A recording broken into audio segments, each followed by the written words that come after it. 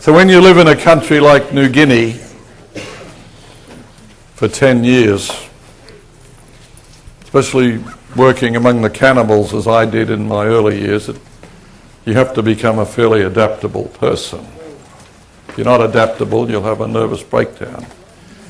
There's plenty of diseases to take you away. There were 12 Adventist missionary families in a radius of 200 miles when I started. After 2 years, there's only 2 families left. They've died. They've gone, we used to say, troppo, gone over the edge. They've got sick. They've had to go home for one reason or another. It was not an easy place to survive in. Everything about New Guinea was designed to shock you. And if you were not adaptable, you'd go into culture shock very, very quickly. The sights that you saw were just not the normal kind of sights. And the first sight that greeted us was a naked woman whose body was covered in pig's grease. She was nursing a small pig on one breast. Oh. Now, if you're not adaptable, to me that was a very funny sight, you know. Or if someone served you a fried rat for lunch, you know. I was the kind of missionary who didn't have to stir the stew pot. I just ate it, you know. And I tried to avoid obvious things, but some of the missionaries had to stir the stew pot. If a bat floated to the surface or a rat or something, they'd go hungry and I'd be having a good meal, you know. I didn't realise how adaptable I was till I went to New Guinea. Anyway, I heard this word, Sanguma. And Sanguma has to do with magic. And nobody would explain it to me. I said, what's Sanguma? Oh, well, it's a way of killing one another. I said, yeah, but how does it work? And nobody would tell me. So I'm out on what we call a walkabout in Pidgin English. You know, they use Pidgin English there. New Guinea has 600 actual languages. 60% of the world's languages are all in New Guinea. Oh my goodness. Because they have traditionally lived in fear and isolation, each village separate from the other. So Pidgin was developed in order to be able to communicate together. You fellow like Haring Liglig talk belang Pidgin, like in Salang Papua New Guinea, number one talk place belang mi palolageta ya. And Papa is stop on top. And Jesus and baby belong him ya. It's a very beautiful language, isn't it? Very beautiful. I took my first meeting in Pidgin after I'd only been there for 2 weeks. And when I didn't know what to say, I just made it up and they seemed to get it. All right. So I'm out on walkabout or patrol. I'd go out for 3 or 4 weeks at a time. Some of the highest mountains in the world, the highest in between the Andes and the Himalayas, are in New Guinea. A whole range of mountains over 20,000 feet in height. So you've got snow-capped mountains on the equator. And you're walking up and down these valleys with little villages perched on ridges everywhere. And here I am on patrol, and the leadership, in their incredible wisdom, asked me to train in a young intern who just arrived from Australia. I said, well, I'm new myself, you know. Nobody's trained me in. Oh, you've been here for 12 months, you can train him in now. And this guy was totally fearful and intimidated. He only lasted 1 month in New Guinea and had to go home. He had a nervous breakdown. And he was given to me as an intern to train in. So I take him with me and 2 New Guinean missionaries, and the 4 of us set out to go and explore unentered areas where people walk up to you and they feel you. See if you're good for food. Because I have a highly developed sense of humour, you know. So they would feel me and I'd say, too tough. You know.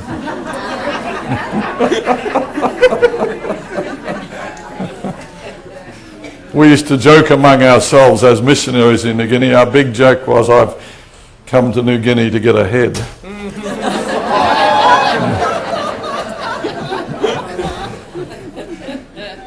And on a patrol like this, on a walkabout like this, you're walking through jungles. I mean, you never see the sky. The jungles are so thick, you can't even see the sky. This is thick tropical jungle. Magnificent birds of paradise flying around all over the place with their brilliant colours. Leeches clinging to your legs all over. Swampy water up to your middle. It's a great way to travel, you know. Anyway, and sitting down to dinner every night in the village knowing that you could provide the main course, you know. It's a pretty exciting way to live. Anyway, we're walking through the jungles and I hear the New Guineans, because I can speak their languages, you know. And I hear them using the word Sanguma. I said, listen guys, somebody has to explain to me the meaning of Sanguma. So they sat down and they said, okay, we'll tell you what it is. They said to me, have you ever seen a man having a haircut? I was like, what a strange question. Because there's no stores anywhere. We were 200 miles from the nearest store, you know. I said, well, the men look as though they've had haircuts. But have you ever actually seen a man having a haircut? I said, well, I guess I haven't. Well, you never will. Because it's the hair that they use to work the magic on one another. You kill one of our tribe, we kill one of yours. I've been to some villages where there are no men left. The women are smarter, they don't get into the magic, you know. They said a man goes out into the jungle, cuts his hair, buries it.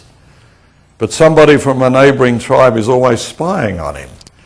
And after he's gone, they come and dig it up. And they send him a message to let him know, we've got your hair, we'll be working Sanguma, and he prepares to die. Now there's a word in Pidgin, if you don't believe something, you say, oh, Giaman. Basically means I don't believe it, you know. So I started saying Giaman. You can't kill somebody just from a bit of hair. What did I know, you know? And the guy said to me, well, we're going to be coming to a village soon that is practicing Sanguma. So you'll get to see it for yourself. I said, good, I want to see it, because I don't believe it. Well, we could hear the drums beating long before we reached this village. Big village. Heathen village. I don't know if you can picture, this is a site that's like prehistoric. These were some of the only Stone Age people left in the whole world. That's why I was so privileged to be there before New Guinea underwent most of its changes. 150 naked men, their bodies just gleaming with the pig's grease on them, beating little drums with a rat skin on top, up and down in a circle. And the only article of adornment they were wearing was a gourd about this long. I won't tell you exactly where they were wearing them. But to see 150 men dancing and these big long gourds flopping up and down like this, I just fell on the ground and lost it. I said to myself, this has to be one of life's great sights, you know. And they're all very happy to lift up the gourd and show you what's underneath. So I'm rolling on the ground laughing, and I realised that there's a witch doctor in the centre of the circle. I'm a very adventurous kind of person, so I pushed through the circle. My young buddy intern, he's gone off hiding behind a tree. He's terrified. And I push through the circle and I come over to the witch doctor. And he's crouched down by a little smoking fire. And he's got a piece of sweet potato, which we call cow in New Guinea. When you cook it, by the way, in your underground oven with hot rocks, they call that the moo-moo. So when you're hungry in New Guinea, you just moo-moo your cow.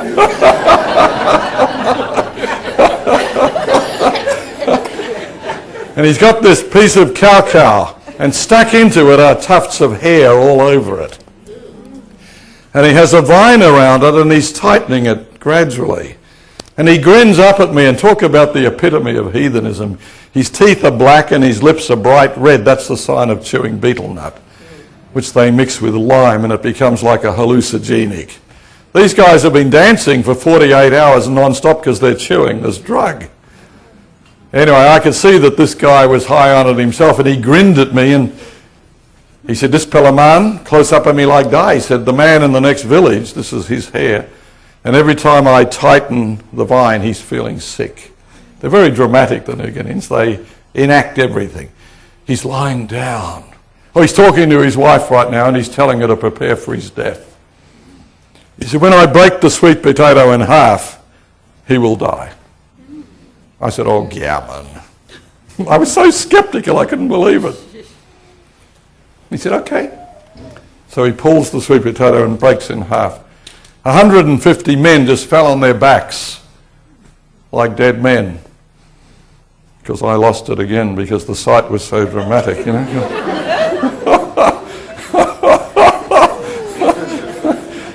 I have pictures of all this, but I don't usually show it in mixed audiences. I have seen some great sights, believe me. And the witch doctor looks at me and he says, "Well, so why don't you walk about? You go looking, master. Why don't you go and check the next village?" I said, "What a great idea. I think I will." So I went to find the young intern. I said, "We're going to walk to the next village. It's only about 20 miles away." You know, we're walking for weeks. 20 miles is nothing. We're going to go up and down the hills. He said, "What for?" I said, "Because we need to know if this magic is actually working or not. Because we're Christian missionaries. We have to offer these people an alternative to this, you know." Absolutely. Yes. So as we drew near the next village, you know what heathen people do when somebody dies, don't you? They wail. They fall on the ground, they cut themselves with knives, they rub dirt all over themselves, and they wail. And I could hear the wailing, and I got this funny feeling. I said, "Oh my goodness, they're wailing." And I realise now that all my scepticism is about to be shot down. Maybe there is somebody who has actually been killed from magic. So as we came to the village, the chief is coming out to meet us. The amazing thing about New Guinea is they've got no mail system, no telephones, but they know all about you before you get there. And how do they know? The trees have talked to them. I sat down under a tree for a whole day once trying to have a conversation. Some people thought I was really branching out, you know. I got no message from the tree. Sometimes the birds sing the messages. They're so close to the natural world, these people, it's scary. We've lost that in our civilization, you know. We're taught to think abstractly. They think concretely. They only know what they can touch and see and feel. It's a beautiful thing to see this. I felt so much less than them because they were more advanced than me in terms of their proximity to the natural world. Anyway, the chief knew we were 7 days. He knew we were missionaries. He welcomed us into his village. I said, "Oh, look at us. Want him something? I'm going to sing out, Papa. What's all this noise?" "Oh, one Pilamana me die finish. A man has just died." "Emi darling, want him something?" "How did he die?" I could see the fear in his face. "Emi die long Sanguma." I said, "Okay." He died from Sanguma. I said, "When did he die?" "When the sun was here." I said to my young buddy, "That's about the time we were in the other village." Wow. I'm getting a funny feeling about this, that this actually works. This is actually devilish. It's demonic. I'm a gardener. So everywhere I went in New Guinea, I was looking for new species to take home. You know, nothing ever died in New Guinea. It was so hot and warm. Even your fences grew. I mean, they would sprout, you know. So you'd find an orchid growing on a tree, you just pull it down and take it home and wrap it on one of your own trees. Nothing ever died. I had a magnificent garden in New Guinea. Anyway, I asked the chief's permission to walk around the village so I could check out what was growing there. And that's when I saw the tree. What's the biggest fruit you've ever seen growing? Breadfruit. Yeah, some of you have been to the Caribbean probably and you've seen the breadfruit. There'll be this big green knobbly stuff, white inside like bread. Nasty tasting too. Anyway, I'd seen breadfruit, but as I looked at this tree, I'm going, hanging from every branch of this tree in bright orange colours, fruit would have taken 2 men with their arms out like this. I said, no way. I actually thought I'd made a new discovery, that this is a new variety. My goodness, how will I carry a seed home? I'll have to employ 2 men to do it, you know. This was huge, hanging from every branch. So I ran over, I was that excited, I ran over and I was about to put my hand, because it had a smooth skin, a bit like a eucalyptus tree. You know, New Guinea used to be actually joined onto Australia, so the flora and fauna are very similar. I thought, my goodness, is it a member of the eucalyptus family or what? I was about to slide my hand down the trunk of the tree when a young man from the village came running over. He took hold of my hand and he pulled it back. No can believe how this fellow DY, master. You mustn't touch the tree. I said, why not? The word for tree is DY. The most popular singing group in New Guinea was DY and his Splinters.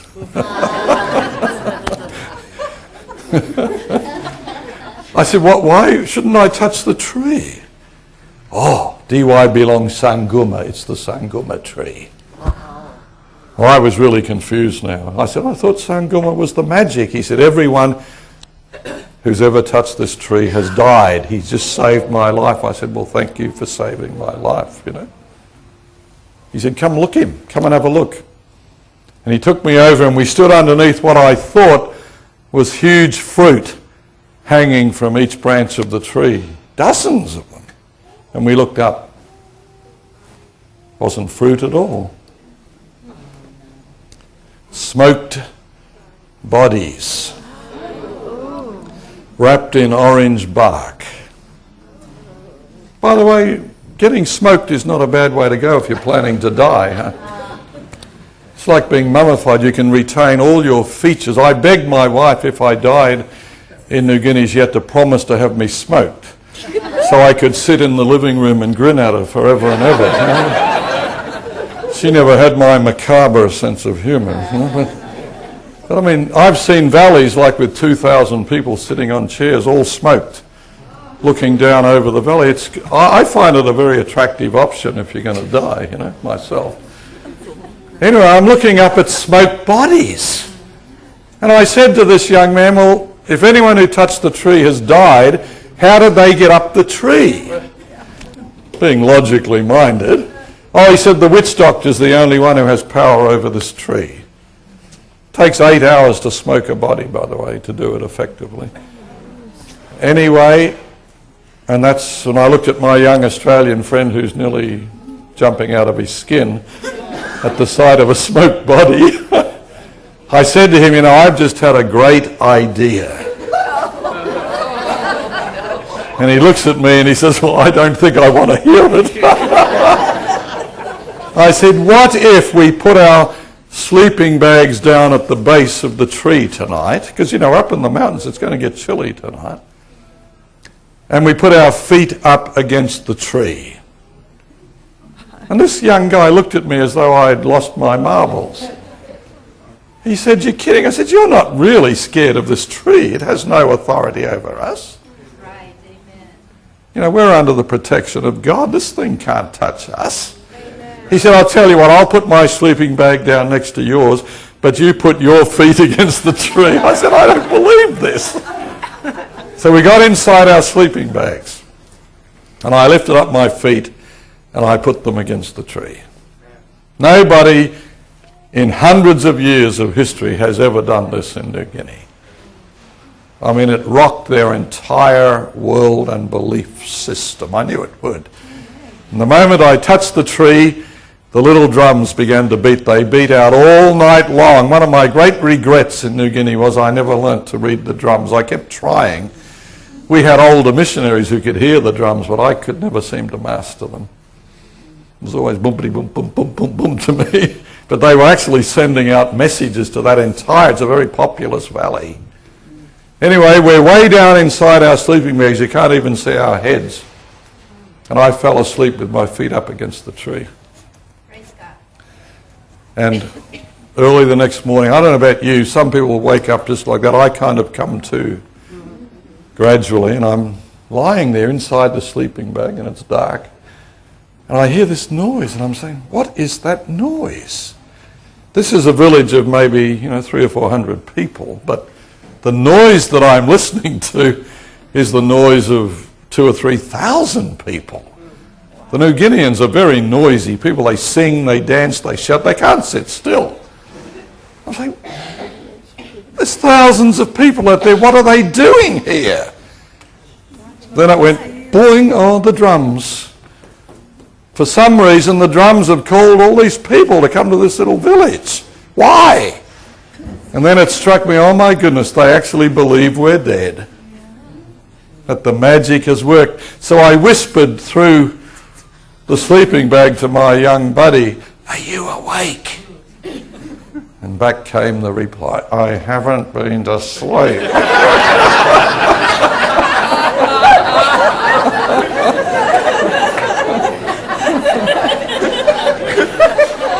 I said, I think they believe we're dead. Oh, he said, congratulations. I worked that out hours ago.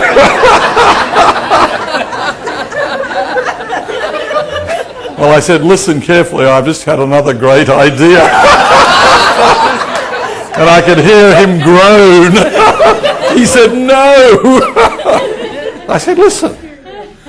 They believe we're dead, why don't we just pretend to be dead? I've always had a great desire to be present at my own funeral, This could be exciting. So I said to him, don't move. He says, don't worry, I can't.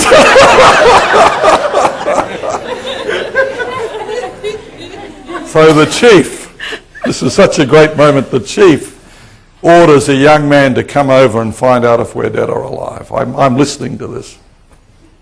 I can't see this young man, but I can picture him. He comes over and he's fearful of the tree. So he leans over like this and he puts his hand where my head is, but I'm inside the sleeping bag. He can't see me. But he makes an assumption and he turns and he shouts back to the chief, two fella die finished. They're both dead. And like 3,000 people just erupted in singing and dancing and shouting. You know what I said to myself? The devil has them convinced that their magic is stronger than the power that we represent. Oh, now. Oh, yes, now. You would have enjoyed this moment. Great moment. Well, the chief is a little bit cynical. He doesn't know what a sleeping bag is. He calls it a calico in Pidgin. Rouse him to spell a calico. Pull it back. Me fella like looking face belong to fella. We want to see their faces. Now, I don't know about you. I'm one of those persons who has great difficulty in keeping a straight face under very funny circumstances. I can try, So before the sleeping bag is pulled back, I took a deep breath. I'm lying on my back, so I go. I puffed out my cheeks and my eyes are bulging. And this dirty, filthy hand comes sliding down my face. Well, I don't know about you. I couldn't stand the pressure. So as the hand came sliding down my face, I went, oh, like this.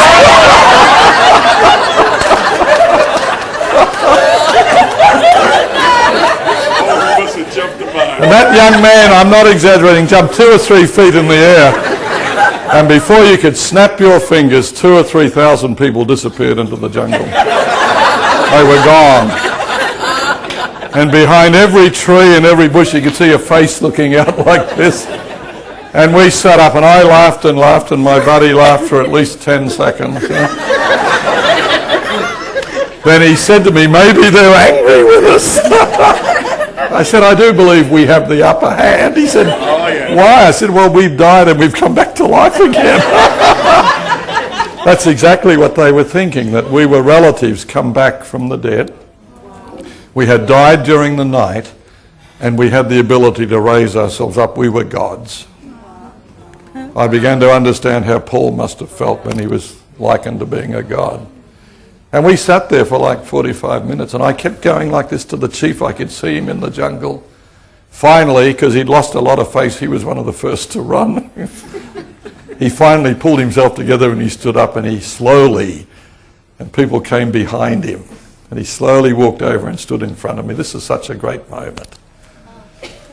And I want to tell you something. People who are close to the natural world have a natural transition into the spiritual realm. They're actually potentially more spiritual than we are, because we're not educated to be that close to the natural world. And the only things they know are the spirits of good and the spirits of evil, which is really not such a huge bridge into Christianity, is it? Right. The good spirits are the ones who bless your garden, they help your wife to conceive, they keep your enemies at bay. And the bad spirits do all the reverse of that. So they've got a very clear, it's almost like a black and white world in their minds, you know. The difference between good and evil is built into their thinking. They've just never heard about God and his Son, Jesus Christ. So the chief is standing before me, and he looks at me very seriously. I'll say one-on-one talk. Explain to me. You shooting football on municipality where you touched our tree, yet you still have life within you. This has never happened before. How is it possible? I thought, oh my goodness, what an opportunity God is giving me. So I pulled out I had the old Sabbath school picture rolls, you know, those old picture rolls with Jesus and his disciples. And I explained to them the only reason that we are still alive is because we are worshippers of Papa, the one true God, and Jesus, his Son. Amen. The chief told me later that in that one moment of time, that he moved from unbelief into belief. He said, I sensed that I was standing in the presence of a being so powerful, he told me this, that all the gods of New Guinea combined did not equal this one powerful God. Hallelujah. And the beautiful thing about New Guinea is when a chief is converted, everybody, the whole tribe is converted with him. So I left the New Guinea missionaries there. I came back 3 or 4 months later for a visit. I could not believe the contrast. The pigs were gone. They were building houses that you could actually stand up in instead of crawl into. They had little gardens planted everywhere. They built a thatched roof church. We baptised all the adults in that village. Amen. And a young boy came out on Sabbath morning in a white lap and blew the shell, and we all came into worship together. And I said, this is incredible. And in the worship service that Sabbath morning, the son of the chief stood up and shared with us how God had inspired him to carry the good news to the neighbouring village. They'd offered him a hut for the night to sleep in, and during the night while he was asleep they crept in and cut his hair. He heard the singing and the dancing in the middle of the night. He awakened, and as he listened he realised they were working it on him. He fell down on his knees and started to talk to Papa. This was the most compelling testimony you've ever heard. And as he talked to Papa, the elders of that village came in to get his body so they could smoke him. And he was on his knees praying. Another village is converted. And in New Guinea, it's not just the theory of God, but it's the power of God that convicts people that God is in you and can be in them. How's your faith today? Wow. That's a shame we have to... Oh, is it really that late? My goodness. Well, we've had a great week together, and I'm just praying that as you go forth from this place, that your daily habit will be to come to the cross and claim all that God has offered you. Secondly, to give Jesus permission to live in you through the Spirit. And as his thoughts come into you, act upon them. As he convicts you through his word, act upon it. And I've got good news. You will have all that God is wanting you to have and to be. And he will be glorified through you wherever you live. Isn't God gracious?